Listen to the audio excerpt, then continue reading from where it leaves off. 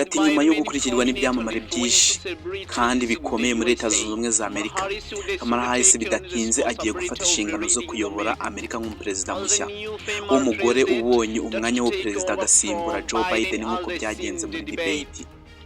Abahanzi benshi bari kugaragaza uruhande runini rw'uko Kamala Harris akwiye kuyobora iyi manda. Kimwe n'ibindi bikomerezwa byo muri Leta Zunze Ubumwe za Amerika ni kugaragaza yuko biri inyuma y'uyu Kamala Harris, ibyo bikaba bivuzwe mbere bitaraba.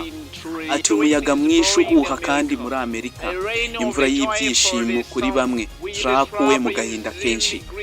Naho Kamala Harris we arishimye cyane kuko agiye gufata umwanya w'uperezida muri Leta Zunze Ubumwe za Amerika, aho agiye gutsinda ku mugaragaro uwitwa Trump, akaba rero ari we mugore wa mbere ugiye kuyobora Amerika asimbuye Joe Biden. Ku munsi w'ejo ubuha buzavuga nyuma y'uko uyu mugore w'igishongore afashe kashe ye mu ntoki ze z'ubuperezida. Ubwo ndashaka kubabwira yuko Kamala Harris ko agiye kwegukana uyu mwanya w'uperezida wo muri Leta Zunze Ubumwe za Amerika.